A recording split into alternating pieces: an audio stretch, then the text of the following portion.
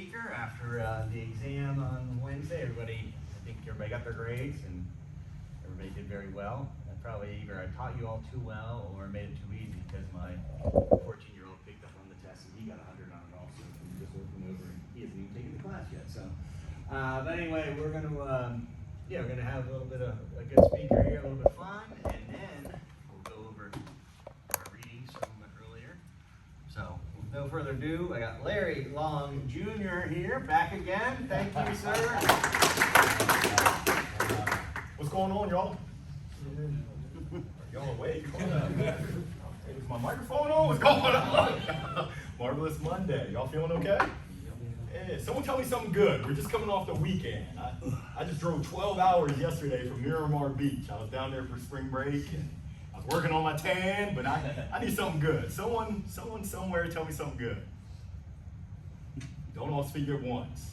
What's good in your neighborhood? I spent the weekend with my friends. I said tell me something good. That's great. Yay! Weekend with your friends. I like that. Anyone else got something good? I like to make this interactive. I'm not gonna stand up here and just speak at you. What you got? The weather's been getting better at Elon. Yeah. Last weekend was Beautiful day. Oh, I love it. Yeah, spring is here. And be careful what you ask for. It's about to get hot. About to get hot. So this is sports sales and promotion. Is that what we're talking about? Chapter 10, was that your assignment today? Did anyone read it? Nah, you know the answer. I already know the answer. I should be a lawyer. I already know the answer to that. But I think chapter 10 was talking about social media. Is that right? Anyone on LinkedIn? Anyone use LinkedIn? Like really use LinkedIn? Kind of, sort of. It's all good. All good. Well, I'm Larry Long Jr. Happy to be here. I'm going to be sharing with y'all just some thoughts on sales. I've got some slides, but I'm a big believer that you learn from the questions that you have. So let's make this interactive. First question I have for you is, what's your definition of sales? When you think about this word sales, what comes to mind?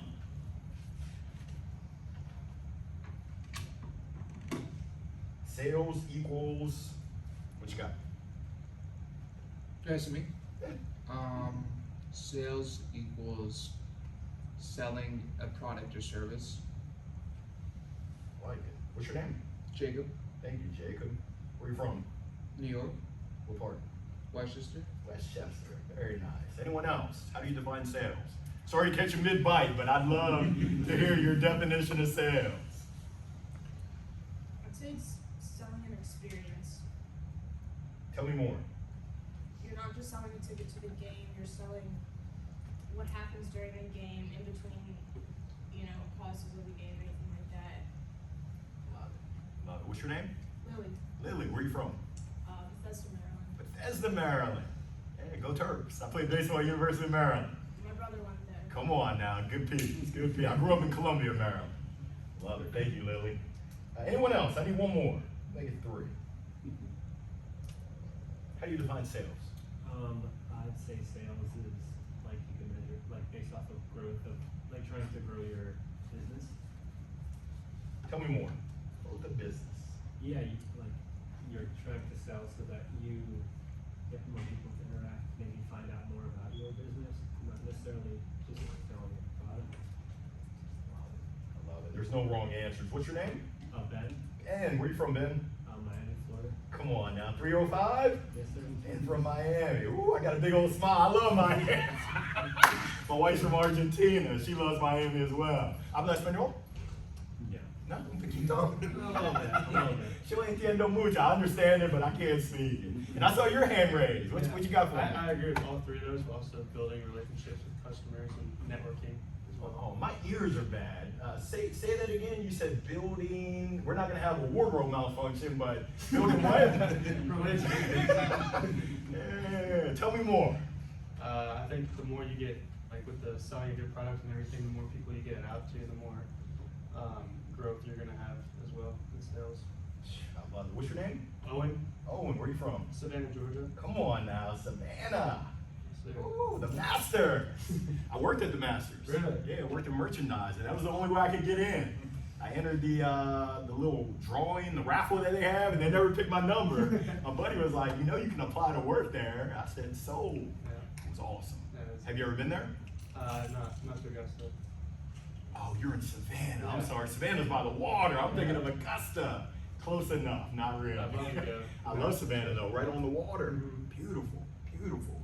Well, there's no wrong definition of sales, but you're in a sales class. I would encourage you, you should have some sort of definition of sales. Hey, are there any sales professionals in here? Anyone identify as a sales professional other than the professor?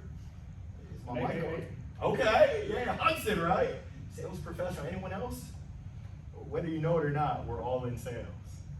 We're all in sales. Here goes my definition. It's twofold. When I think of sales, I think number one, it's a transfer of energy. And you don't have to have the same energy that I have. I'm the CEO of my own company as Chief Energy Officer. In the words of the great philosophers, probably before your time, but J.J. Walker, he said, dynamite! Y'all don't remember good times, but yeah, you gotta have some sort of energy, some sort of gumption, some sort of juice and let it loose. Because buyers, people who buy, they can smell BS from a mile away. It's kind of like a Dookie that's here at Elon. You're at Elon wearing Duke clothes. Come on, Cletus. What's your real name? Jack. Jack. Where you from again, Jack? 757. Come on now, Virginia Beach. I love it. My second definition of sales, we're playing matchmaker. You're matching whatever you have. It could be a product, it could be a service, it could be a thought, an idea. But you're matching it with someone else's needs, their wants, their desires, their hopes, their dreams, their aspirations, their pains and their problems. I love Lily, is that right? I love how you talked about creating an experience. When I think about taking my family out to a ball game, Durham Bulls, it's an experience. It's the cotton candy for my daughter. It's going out the right field and being able to have fun on the playground. For me, it's the actual game. For my wife, it's talking to everyone and anyone that's around us. It's like, baby, are you watching the game? She's like, no, I am not watching the game, but it's all good in the neighborhood. So really think about what your definition of sales is. I love sales. I absolutely love sales. I don't know if you can tell, but yeah, I know some people are like, yeah, of course you love sales. You love to talk, but shh. Sales isn't about talking. It's about listening. I saw your eyebrows go up. You were like, what you talking about, Willis? Yeah, it's about listening, because in order to find out people's needs, their wants, their desires, their challenges, their hopes, their dreams, their aspirations, you've got to listen. We've all been blessed for the most part with 2 ears and 1 mouth. Anyone know why that is? You can listen twice as much as you A talk. little bit louder for the people in the back. You can listen twice as much as you talk. Thank you. Owen, is that right? I got that right? Wow. Yeah, so that we can listen more than we talk. Who's coming with me? On the road to loving sales. Has anyone ever been on an interview? Interview? You're selling yourself, right? You're finding out what are you looking for, and then you're trying to tailor your messaging of how you can fit. We're all selling whether we know it or not. Now, is sales scary? It can be. Has anyone ever made a cold call before? Did y'all have an assignment where you had to sell tickets and make cold calls? Ice cold calls to people that weren't expecting you? I'll never forget this story. Who's from New Jersey? You're from New York. You're from New Jersey? Yeah. I'll never forget this. I used to make 150 ice cold calls to accountants, accounting firms. And I'll never forget, it was a gentleman from New Jersey who said, Larry, I got something for you. I thought that I was about to go to Sizzler. I thought I was about to ring the bell and get a sign up. Little did I know what was coming. He said, hey, I want you to put on a pair of concrete shoes and jump off a bridge. I said, good moly. I looked through my manual. We had an objection handling manual of your price is too high or the timing isn't right, but we didn't have the jump off a bridge and kill yourself objection handling. So I had to go very quickly in my mind, and I said, God bless you too, and then I just hung up. But picking up that phone again to make the next call was very difficult.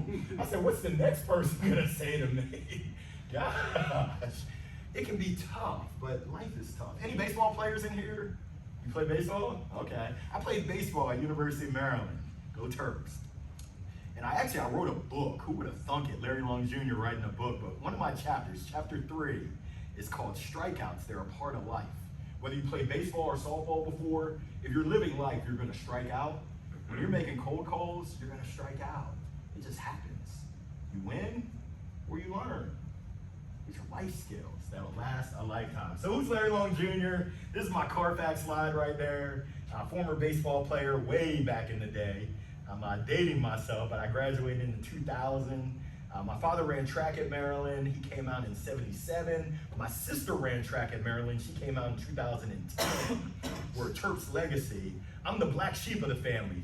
Father ran track, long jump, triple jump. Sister ran track, long jump, triple jump. I played baseball. I said, hey, you run after you hit the ball.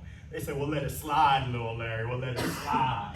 But I've had an awesome career. After college, worked at Accenture doing IT consulting. I was there 3 years, traveled around the US, hated what I did. I said, God, is this your plan for me? He was like, head to the no, son. I said, what am I supposed to be doing? And essentially, I made a choice. I was living in DC, Maryland, Virginia. I made a choice to move to Raleigh to open an indoor baseball and softball academy, follow my passion. I hated what I was doing before at Accenture. It paid me well, but I said, I don't want to be in a job my entire career where I'm making good money, but not happy with what I'm doing, who I'm serving. Moved down here, had a baseball academy, had it for 1.5 years with a partner. During that time, I met my wife. We've been married 19 years, but I also failed. I struck out. In chapter 3, strikeouts, they're a part of life, but you learn. I wouldn't trade that experience for anything because now I run my own business again, and I know that in order to have a successful business, you better know your numbers. When my business failed, I ended up going to a company called SageWorks, making 150 calls a day. They got acquired by Intuit. I left there, went to Channel Advisor, went to this company called Pendo. I was employee number 40. They're now at 1,000 employees, leading sales teams. I worked at a company called Teamworks. Anyone ever heard of Teamworks? Teamwork. What do you know about Teamworks? We different teamworks. We use it for like scheduling. Ding, ding, ding, ding. What sport do you play? Oh, I played volleyball a long time ago. Okay, yeah, it's a communications app for elite athletics teams. Yeah. We worked with, at the time, we had over 3,000 collegiate teams. I was director of collegiate sales, had a team that went out, and we pretty much focused on selling football, men's basketball, women's basketball, and after we got those, volleyball, soccer, men's soccer, women's soccer, and then we tried to get the whole athletic department. They've raised $50 million, I think, in the past 3 years. Now they're in name, image, likeness, they're in academics, they're in compliance, they're in everything when it comes to sports. But just a great experience. And then, timing is everything. March 17th of 2020. Rewind back, think March 17th of 2020. I know some of y'all are like, hold up, Larry, that's St. Patrick's Day.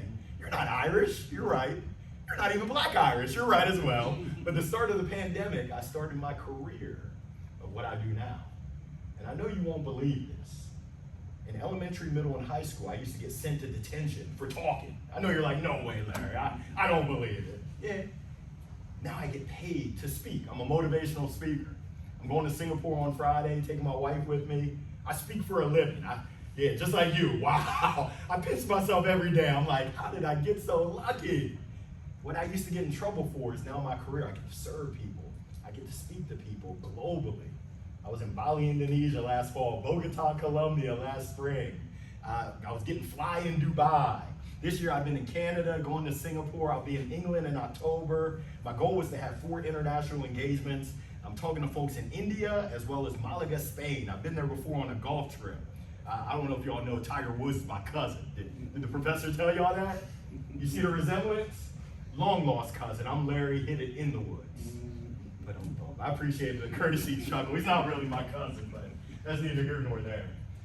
But who cares about me? I'm not here for me. This is really about you and your careers and your futures. So I just want to know, I shared with you how I identify. How do you identify?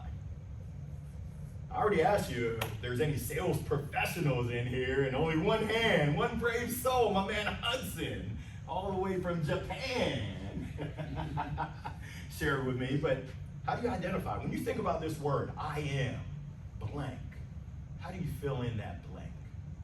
And that's a question that anyone is free to answer. I am. Lily, I caught you. I caught you in my peripheral. You didn't really raise your hand, but close enough.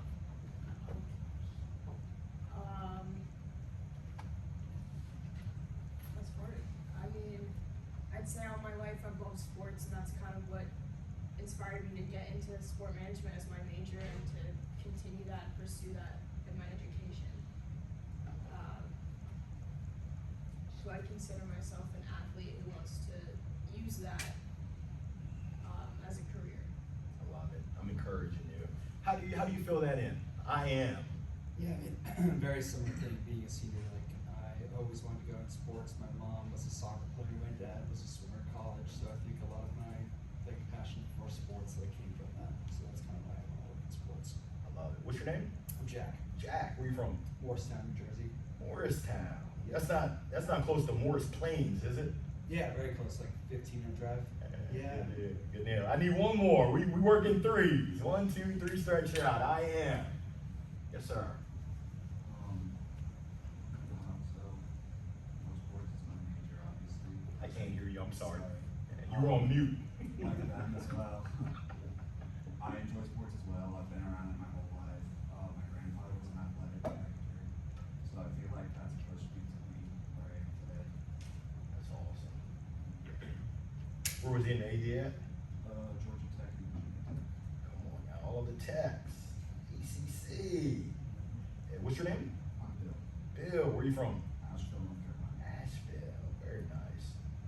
Name Chris Narvison ring a bell by any chance? Left-handed baseball player out of Asheville. Yeah, played with the Cardinals. I used to own a baseball academy. Chris was one of our pitching instructors. Great guy. I encourage you to figure out who are you? How do you identify?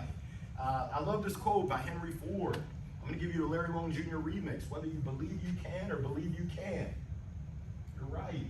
If you don't believe that you're in sales, you're right. I can't convince you. Why would I do that? But I appreciate my man Hudson. He identifies as a sales professional. That's the way that he operates. I would imagine that's the way that he moves and he shakes. I had the opportunity to speak to 280 of my speaker colleagues about a little over a month ago down in Orlando. And I shared with them, when you're committed, you move and you shake in a whole different way. I get the opportunity to meet people all the time, and a lot of them aren't committed. They talk a good game, but the way they move, the way they shake, the way they act, it just shows that they aren't committed. Are you committed? Do your actions show that? Hold on, help is on the way. My goal is to share with y'all some tips when it comes to sales, and we're gonna go quick. But first, it's your definition, it's your perspective, it's your framing of sales. Some people, this is their definition of sales. I call this gentleman Carl. Ready to do a deal? I don't know if anyone's ever been to a used car lot, but essentially they try to sell ice to an Eskimo. Why would you do that? An Eskimo doesn't need ice. Essentially, I don't need that. Why would you sell me something I don't need? Give me my needs, my wants, my challenges. The power of questions. I don't know if you've noticed this, but I've tried to be inquisitive and ask questions about you and get to know you. The great Tony Robbins talks about those that have the most successful life, they ask the toughest questions. What questions are you asking of yourself? I know we have some seniors in here. What questions are you asking about your future? About what you're doing right now to prepare yourself to step into your goals, your vision, get to where you want to get to. There's power in the questions you ask. The question I ask myself each and every day, it's actually a quote from Dr. Martin Luther King Jr. What he shares is life's most persistent and urgent question is, what are you doing to help others? See, sometimes in this world, we get caught up in our own stuff. Me. It's not really about us. For me, it's how can I help? What can I do to help others get to where they want to get to? What I found is that the more people that I help, it comes back to me 20-fold. It's amazing. We talked about this earlier. Some people think that sales is all about talking.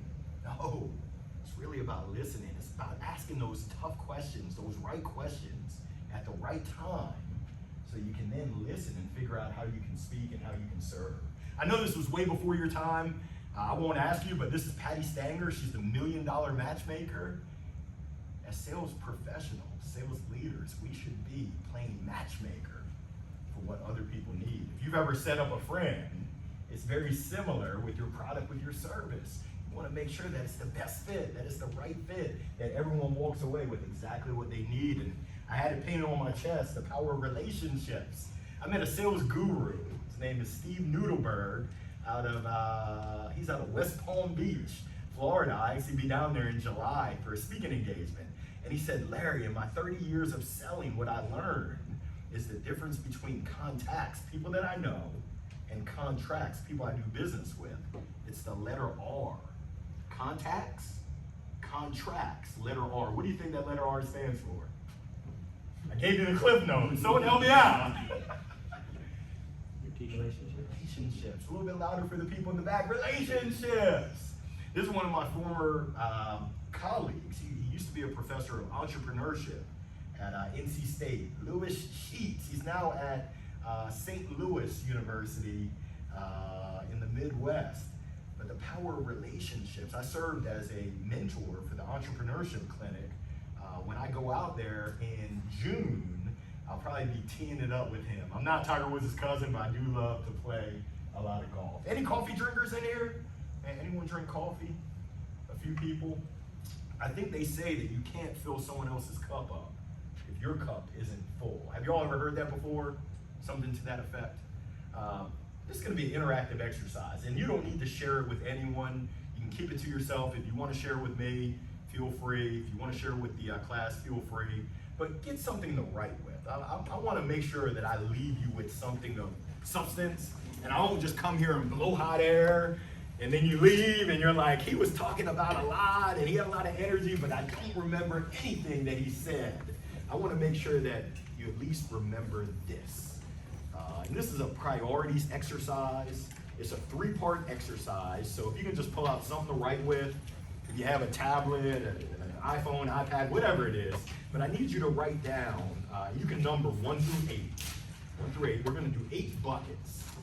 And these are, it's not all encompassing, but these are 8 buckets that I believe are pretty important. Number 1 is faith, spirituality. That's number 1, whatever you believe or don't believe. Number 2, this bucket is family. Number 3, it's friends. How many of us have them? That's an old school jam right there. Dating myself. Number 4 is fun. That's my favorite right there. Number 5, it's fitness. Your health is your wealth. Professor Phelps has seen me. I'm down 32 pounds since October. That's been tough because my doctor asked me, he said, what time is it, Larry? I said, it's bow time. He said, no. He said, there's no time for bow time if you want family time. It's tough because I love to eat. Number 6 is finances. Hey, must be the money. It's the bank account. Number 7, for any spelling bee champions. You're like, Larry, this doesn't start with an F. I spell phonetically, and some say frenetically. Philanthropy. Community service. How active are you in your respective communities? And then number 8, I have career, but that could be career, it could be your studies, it could be your education. But we're gonna start off with the first step. You'll see it in the bottom left.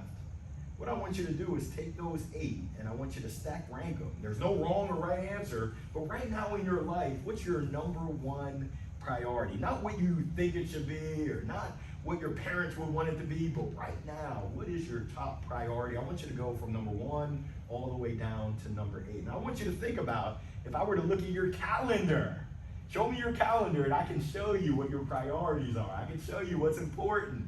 Go ahead and think about and honestly put down number 1, most important, 2, 3, all the way down to number 8. You got 45 seconds.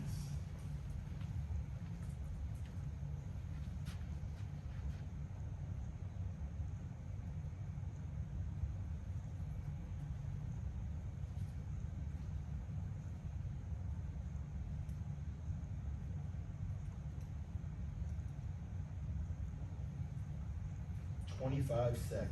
There's no right or wrong answers. It's just your answers.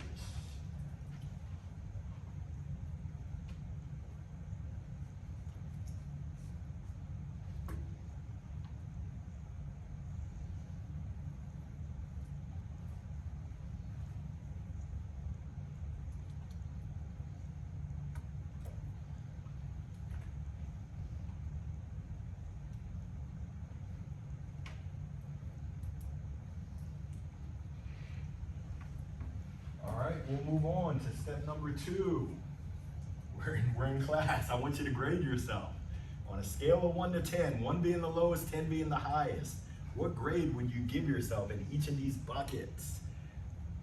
I don't want you to beat yourself up, but I also don't want you to fool yourself. You can't fool yourself. You'll see there are no 7s. I know some of y'all are like, hold up, Larry. Wasn't number 7 your baseball number? It was. But 7 is that comfort zone. I do this with my coach. I don't know if anyone has a coach. I used to have a coach in baseball. I played basketball. Now I have a business coach that really helps me with my performance, helps me to get the most out of myself. And she said, Larry, 7 is that comfort zone. I would be a 7 in all of these. So I'm going to challenge you.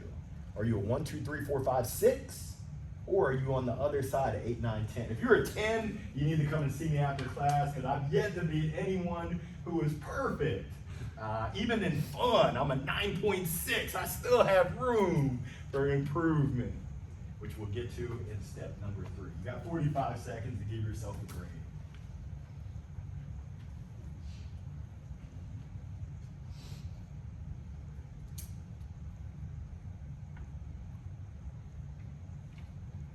Feel the brain waves. Some of y'all are like, oh, where's the cliff notes on this?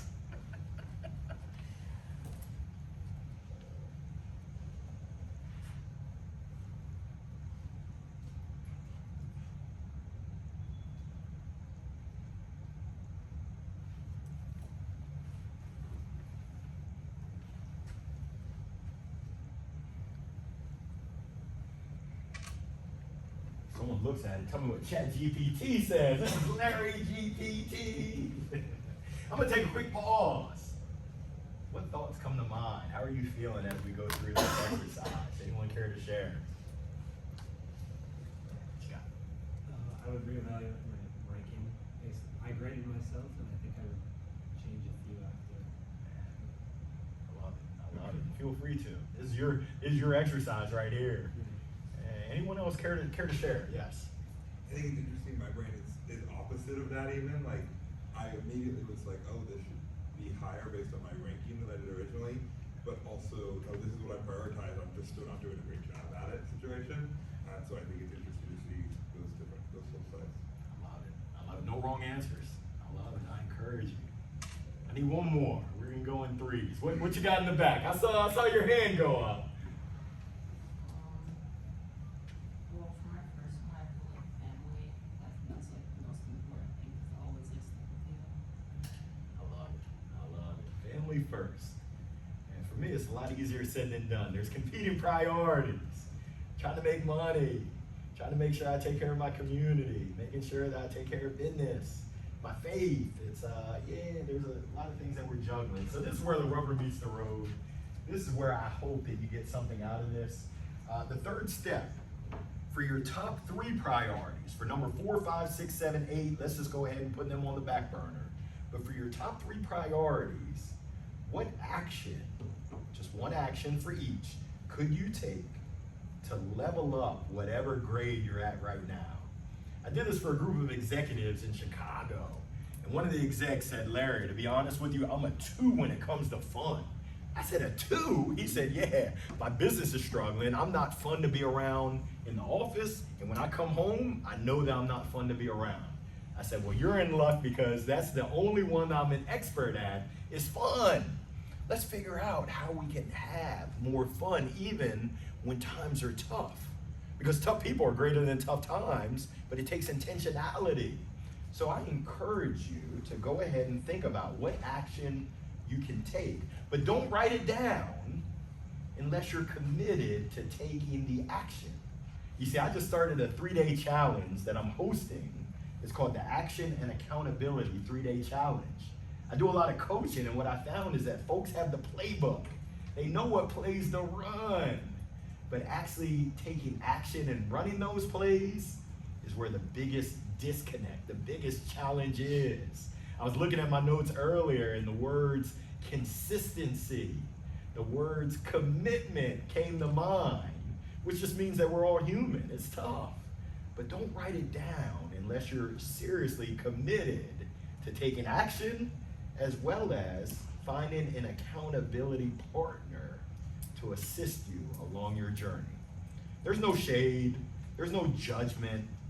It just is what it is. The last thing that I want is for this to be like the New Year's revolutions I know some of you are like, Larry, it's resolution. I know what it is. But mine is a revolution because it explodes within 2 weeks of me setting it. But write it down if you're committed. If you're not, it's all good. All good in the neighborhood. We'll take 45 seconds.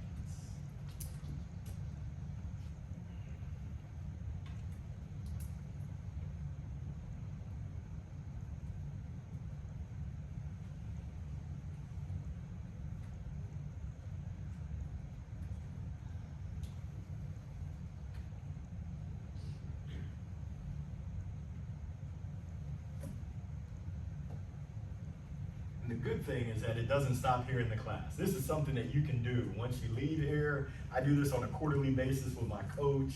It's always great to reevaluate, to reset, and figure out where am I heading, what's important to me, why am I going there, and then what am I doing to make sure that I'm stepping in to my vision.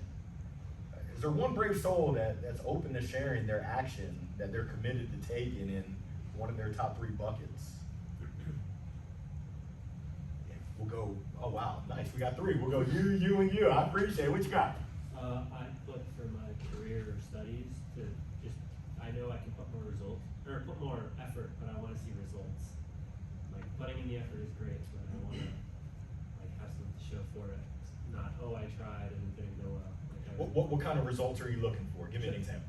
just like, if I'm on the job hunt for, I want to do better in school, just like, you know, maybe making myself accountable for it. I want to get 3 interviews. I want to try and get a 90 plus on this exam. I love it. Thank you so much for sharing. And I will share this with you.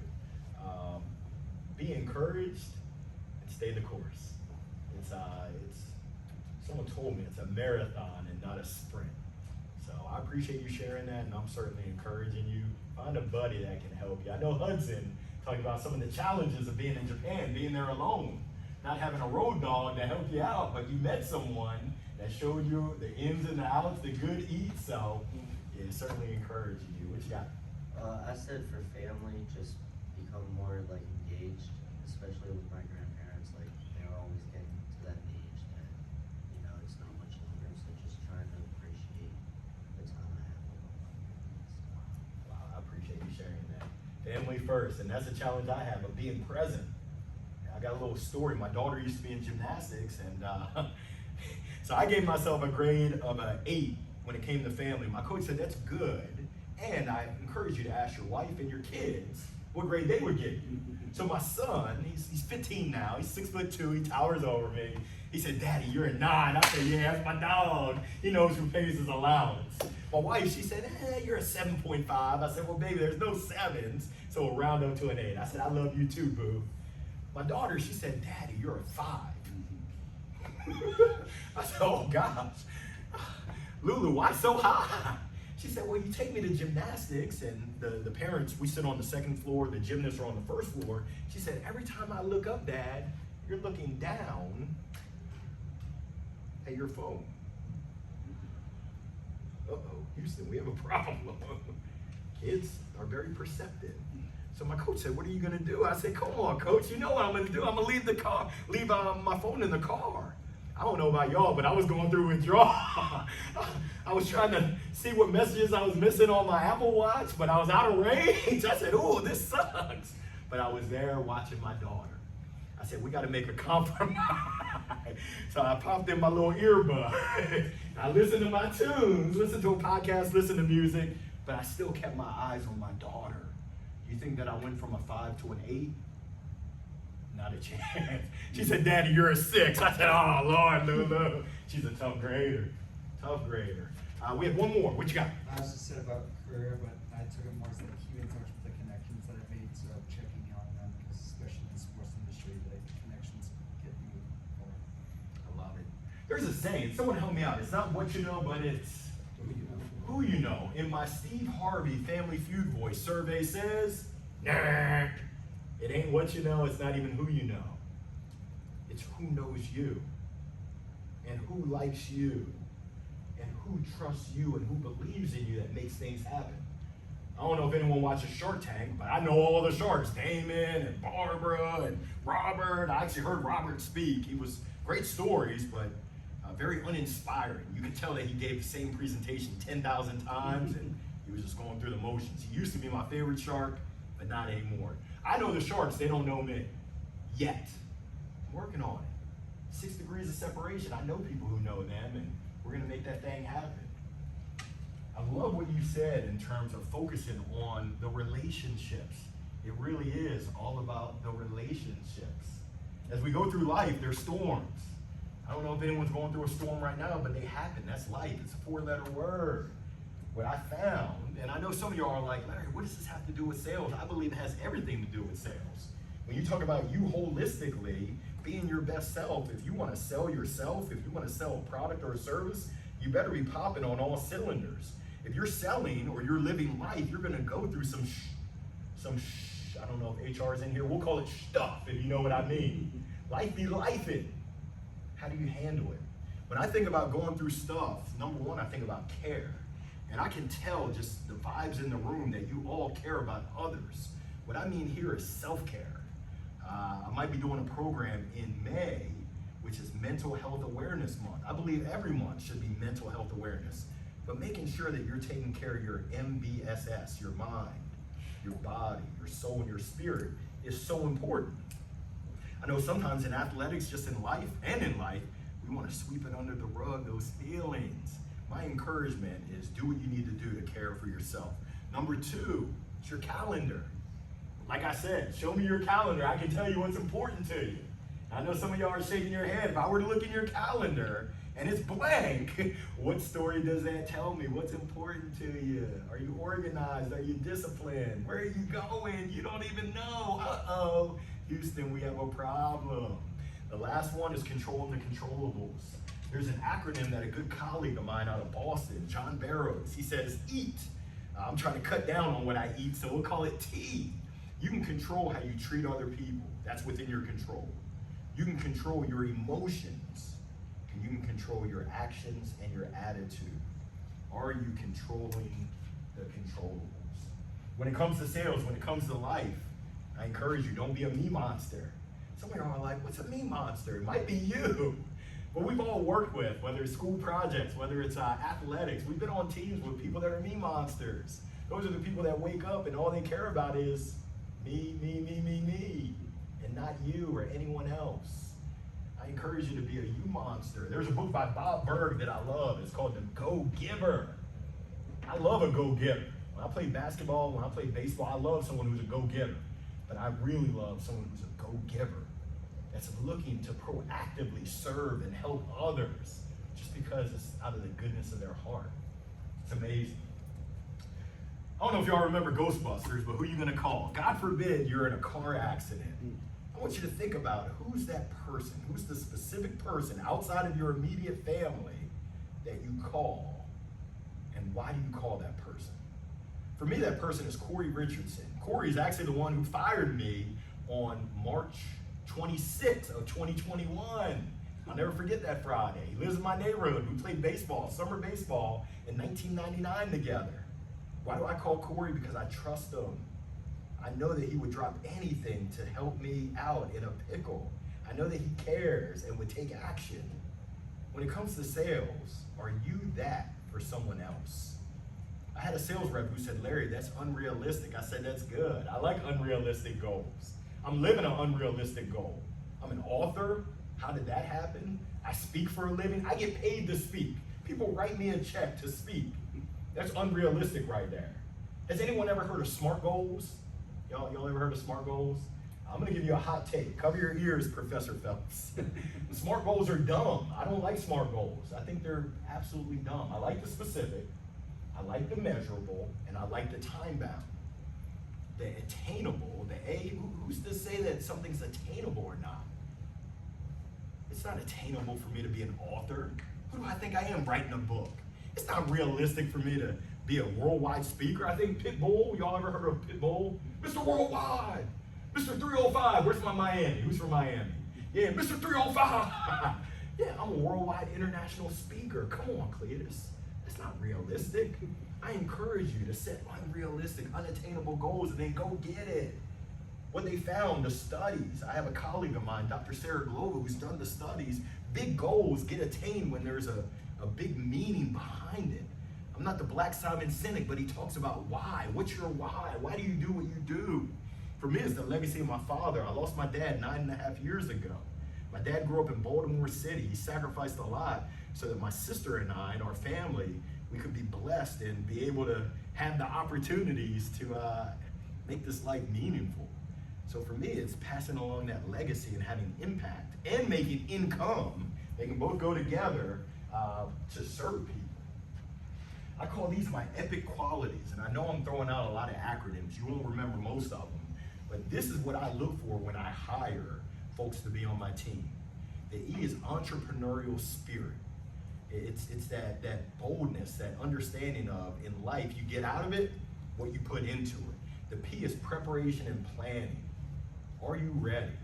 I think Professor Phelps asked me, are you ready? When you stay ready, you don't have to get ready. I'm always ready. When that opportunity comes knocking, I'm ready. I put in the work and I expect the results. You talked about the result. I expect results. When I played baseball, I had a solo hitter. I would take 100 cuts every single weekday. My friends are at the ice skating rink. They're at the mall doing whatever they're doing on Fridays. I'm down in my basement taking swings. There's a reason why I started as a freshman in high school in baseball. There's a reason why I started in Division I, ACC at University of Maryland. I put in the work. It's time for me to go ahead and reap the benefits of it. The I is that internal drive and desire. Are you hungry? Not hungry, we just ate, and I think I had a chicken salad. Yeah, I should have mixed it in a salad, but chicken salad, I'm trying to do better. You did better than I did. Yeah, it's all good. Cheeseburger in paradise. But are you hungry? A lot of people talk a good game about they want to be successful, but talk is cheap. In the words of the great philosopher, I think his name is Mystical, he said, show me what you're working with. I don't know if there's any rap fans out there. The C, I'm going to quadruple click. It's commitment. It's care. It's your confidence. It's your courage. Are you exhibiting those each and every day? I'm going to say questions. Let's see. We're at 12:45. I'm going to go 5 more minutes, and I'm going to open it up to any questions that you have. I'm an open book. My question to you right now is, are you up for the challenge? Whatever that challenge is, are you up for it? The answer is either yes or it's no. There really is no maybe from what I've seen. You're either all in or you're just not in it for now. Things change. When it comes to sales, I believe, and it's funny, we had this conversation today at 12, I believe in a multi-pronged approach. So a lot of the sales reps I know, when they had to pick up the phone, they look exactly like that guy. Hello? I'm a big believer, stand up and smile. Have a mirror and smile at the mirror. The person's bound to smile back. People can hear a smile through the phone. But don't just stop there, send an email. Some people don't pick up the phone. They don't listen to their voicemails. Some people don't pick up emails. But I'm gonna hit them with the email. Ooh, snail mail. When was the last time you actually got a piece of mail that someone had handwritten to you? In a sea of black boxes, I don't want to be a black box. I want to be in someone's mailbox. They're like, ooh, there's something different about this guy, Larry Long Jr. Social media right there, that's referrals. Do you have other people that are shouting you out, talking about you? If you go to look at my LinkedIn, you'll probably hear me before you see me. But at last count, I think I had 332 referrals. That's other people. So in my world, people who hire speakers say, Larry, why should we hire you when we could hire Mike Mooney, who's going to be here next week? Mike is a good buddy of mine. We could have Trip Durham, who I think, did Trip come in a couple weeks ago? I know Trip as well. We could hire him. Well, I'm biased because I work for the company. I think I'm the best thing since sliced bread. I got 3 employees, it's me, myself, and I. But look at the 330 recommendations that talk about my energy and how I live up to being the chief energy officer. Look at my 330 recommendations that talk about my world-class content. And then you let me know if I'm the right fit for your event or not. When you have other people talking about you, shouting you out, it's powerful. It's more powerful than anything that I could say. What are you doing? There's a term called the SOAP note. Is there a doctor in the house? If you go to a doctor, they do the SOAP, which is subjective, objective, assessment, and plan. And I believe in sales, we should be surgical sellers. The subjective is Jacob, is that right? Yeah. Jacob, why are you here today? Well, doc, I've been coughing. Now the doc starts to get into questions. How long have you been coughing? Anyone else in your household been coughing? Have you been around anyone else that's been sick? The objective, they take the tongue depressor, they choke you out, they run the assessment, and then they give you a plan. Take 2 of these and call me in the morning. It's the same thing that we should be doing in sales. Why are we talking? What's the problem? Are you serious about getting that problem fixed, or are you just talking? If you're just talking, you gotta get out. I'm gonna say it to you nicely, but I don't have time. I call those people, some people call them tire kickers. I call those people suspects. I don't like working with suspects. I like working with prospects that are serious about taking that action to solve a pain. I've got the antidote. Are you ready to rock and roll, or are you just talk is cheap? Whiffum. I don't know if anyone listens to FM radio. I'm dating myself, but Whiffum is the most popular radio station when it comes to sales. Anyone ever heard of that station before? No. Yeah, neither did I. But it stands for what's in it for me. Your prospects, that's all they care about. When I came in this class, y'all didn't care nothing but, Larry, what's in it for me? Do you have some knowledge that's gonna help me get to where I wanna get to? I hope I delivered. If not, you won't have me back. But Hudson, have you seen me before? Mm-hmm. Yeah, Professor Phelps had me back. This is actually my 5th time coming back to Elon, so I hope I'm doing something right. Are you ready? You can read that quote by Ben Franklin. Failing to prepare, you prepare to fail. Are you ready? And then for those that don't know, Allen Iverson, we're talking about practice, not the game. If you haven't seen it, YouTube, it is hilarious. We're talking about practice, not the game. I gotta update my content, Thomas. My stuff is old. These young bucks have no idea, like Allen who? Life is gonna throw you curveballs. Gotta be ready for them. Gotta make the adjustment, be flexible. And then differentiation. In a sea of black boxes, I wanna be that yellow smiley face. This is what I think of when I think of a sales funnel. I think of time management. I think of prospecting, which is the top of funnel, getting those leads in. I think of doing discovery and asking questions to figure out how I can tailor my demo to make sure it's something that you want to move forward with. It's overcoming objections, and then it's asking for the business. It's closing. This is an old school movie. Keep calm and always be closing. I'm gonna flip it up. This is Glenn Ross. Always be helping is the philosophy that I have. Continuing to plan. I love what you shared. Remind me your name again? Me? Yes. Jack. Jack. I love what you said, Jack, in terms of those relationships. Those people that we already know, are we letting them wither, or are we continuing to water the soil and strengthen those relationships? Back to basics. We're in school. I'm going to give you my basics. A, on your mark, get set, go. Time to take action right now. If you're noodling on something, stop noodling. You have my permission, go. Take massive action because you're going to learn. You might have massive success. The B, there's a group out there, Journey, and I won't sing because I'm tone deaf, but they say, don't stop believing. You got to believe in yourself. It's a lot easier said than done. I've got that voice on this shoulder. I call him Cletus. Come on, Cletus.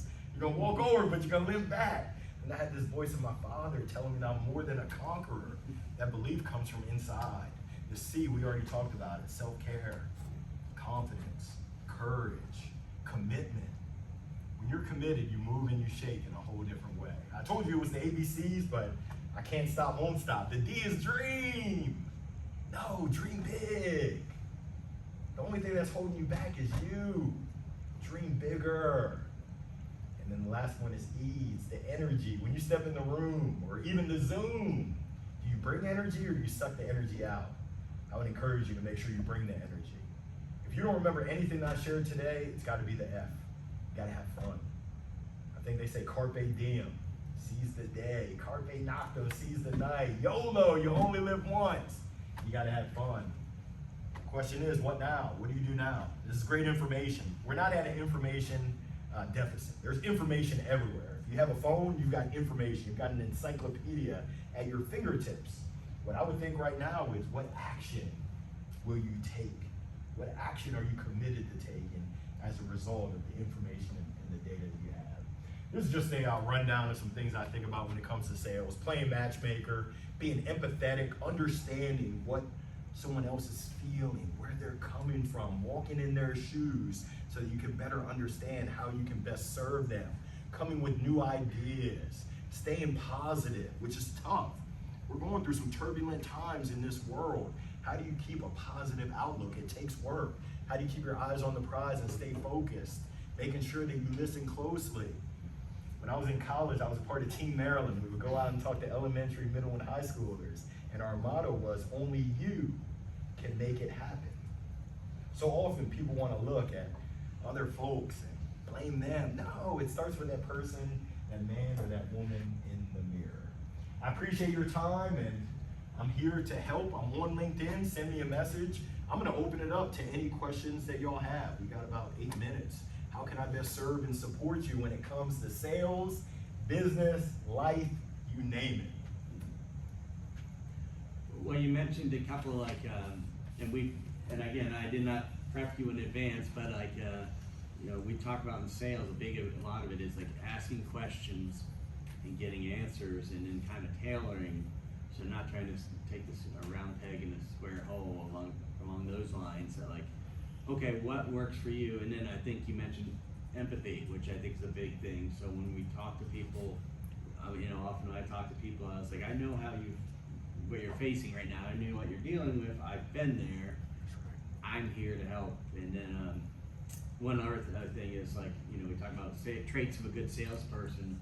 Like one of them selling 24/7, which is not meaning that you're making cold calls or something at 11 o'clock at night, although I have done that, but as far as like, it's more just representing where something on your lapel chins, or a shirt or something like that. If you're out to lunch and you're not, hey, I'm going to Bojangles to eat, but I'm not expecting a sales call or sell anything, but people will talk up, just kind of representing all the time yourself and whatever product you make. Because people buy you.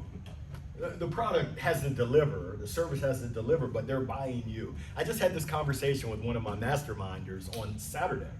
I was in Miramar Beach, Florida, dialed in 9 o'clock on Saturday. She's a clean comedian and she does cruise ships. And I said, people who go on cruises generally have a little bit of extra money. They're on a cruise and there's VIPs. How can you find a way to be in that space around the VIPs so that you can parlay those relationships into potential corporate engagements? She said, I never even thought about that. Normally she hides away from people. I said, get in there. Yeah. Guess none of y'all have been to my family reunions before. What questions do y'all have? What's on your mind? Thoughts, questions, comments, concerns, feedback? Sir. So you mentioned the family aspect of your buckets and your daughter bringing things like that up, being able to perceive that. Just moving it back to your college days, especially, just since we're all still in school, growing up playing sports your entire life, that comes to an end at a point, right? Especially at a major league organized level like Division I, at Power 4. How did you quickly into the workforce be able to balance family, friends, fun with your career? It was tough. Anything worth having is tough.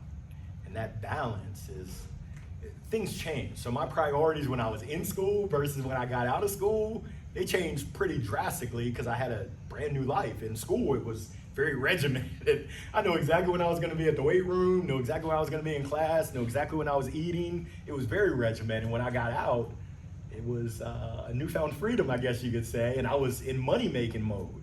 I appreciate you sharing about your focus on your grandparents.